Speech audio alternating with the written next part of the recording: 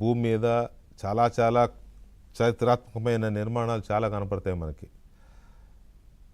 తాజ్మహల్ నిర్మాణానికి రాళ్ళెత్తిన కూలీలు ఎందరో అని అవి కూడా చదువుకున్నాం మనం. కానీ ఇప్పుడు భోగాపురం ఎయిర్పోర్టు నిర్మాణానికి శంకుస్థాపన చేసిన వాడు, లేకపోతే ఇంకా ఎయిర్పోర్ట్ నిర్మాణాన్ని తలపెట్టిన వాళ్ళు ఎవరు అనేది ఇప్పుడు కొత్త చరిత్ర ఎతకాల్సి వచ్చేలా ఉంది. చరిత్ర పుట్టల్లోకి వెళ్ళి ఆ పురావస్తు శాఖ అప్పచెప్పి ఏమైనా తవ్వించాలో ఏమో అర్థం కావట్లా. జగన్మోహన్ రెడ్డి ఈ విషయంలో ఎవరిది క్రెడిట్ అనే విషయంలో జగన్మోహన్ రెడ్డి వేసిన ట్రాప్లో టీడీపీ పడిందా అనే ఒక doubt. TDP and BJP also for that matter. అరే it is clear cut story. ఏంటి, 2015 ఫిబ్రవరిలో చంద్రబాబు నాయుడు భోగాపురం ఎయిర్పోర్టు కట్టాలని నిర్ణయించారు. ఆ మేరకు ఆ గవర్నమెంట్లోనే అప్పుడే టెండర్లు కూడా పిలిచారు. ఇది అందరికీ తెలిసిందే. అప్పుడే ల్యాండ్ పూలింగ్ కోసం 16,000 ఎకరాల ల్యాండ్ పూలింగ్ కోసం కూడా చంద్రబాబు నాయుడు ఎలాగైతే అమరావతిలో భూములు సమీకరించారో అక్కడ కూడా సమీకరించాలని నిర్ణయించారు. ఇది అందరికీ తెలిసిందే. అప్పుడు ద సోకాల్డ్ జగన్మోహన్ రెడ్డి గారు వెళ్ళి అట్లా ఒప్పుకోవద్దు, రైతులు ఎవరు ఇవ్వకండి, మనం కోర్టుకని వెళ్దాం, దీన్ని అడ్డుకుందామని చెప్పి మాట్లాడిన జగన్మోహన్ రెడ్డి గారి మాటలు అందరి చెవుల్లో ఇంకా ఏదో సామెత చెప్పిన రింగు రింగు రింగు అని మోగుతూనే ఉన్నాయి. ఒకసారి అది కూడా విందామంటే విందాం. ఒకసారి జగన్మోహన్ రెడ్డి గారు అప్పటి మాటలు.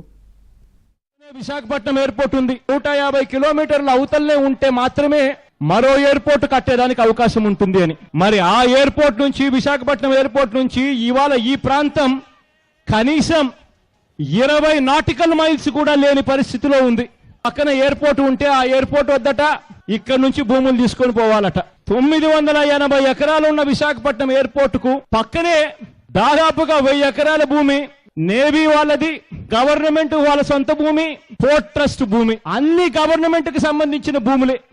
కేరళ ఎయిర్పోర్ట్ 800 ఎకరాల లోపే, చెన్నై ఎయిర్పోర్ట్ 1280 ఎకరాల లోపే, బాంబేలో ఎయిర్పోర్ట్ కూడా 2000 ఎకరాల లోపే బాంబే ఎయిర్పోర్ట్ కూడా ఉంది. ఒక మంచి అన్నలా తోడుగా ఉంటానని కూడా గట్టిగా చెప్తా ఉన్నా. అవసరమైతే కోర్టుకు పోదాం, కోర్టులో దీన్ని ఆపేదానికి సర్వ విధాలా ఏమేం చేయాలో అన్ని చేస్తాం. ఒకవేళ అధికార దుర్వినియోగంతో ఒకవేళ వీళ్ళు బలవంతంగా మన దగ్గర నుంచి భూములు పొరపాటున గన లాక్కుంటే మాత్రం ఎవరు బాధపడద్దండి. ఎందుకంటే ఎల్లకాలం వీళ్ళ ప్రభుత్వం ఉండదు. 3 ఏళ్లలో వీళ్ళు బంగాళాఖాతంలో కలిసే రోజు త్వరలోనే ఉంది. వచ్చేది మన ప్రభుత్వం వస్తుంది. అందరికీ భూములు మళ్ళీ వెనక్కి తిరిగిస్తామని చెప్పి కూడా గట్టిగా చెప్తా ఉన్నా. గట్టిగా పోరాటం చేస్తాం.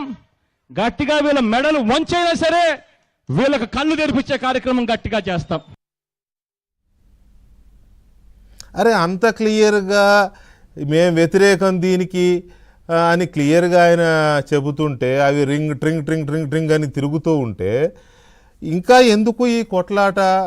చాలా పకడ్బందీగా మా జగనన్నే కట్టాడు అని వాళ్ళు చెప్పడం, మీరేమో దానికి కౌంటర్ల మీద కౌంటర్లు, గంటల మీద గంటల ప్రజెంటేషన్లు, డెమాన్స్ట్రేషన్లు, పవర్ పాయింట్ ప్రజెంటేషన్లు. ఎందుకండి ఈ శ్రమంతా పట్టాభి గారు? నాకు అర్థమే కావట్లే. ట్రాప్ వేశాడు జగన్మోహన్ రెడ్డి. దాన్ని ఒక చర్చకు పెట్టాలనుకున్నాడు, పెట్టారు. తెలుగుదేశం పార్టీ, బీజేపీ అందరూ ట్రాప్లో పడ్డారు.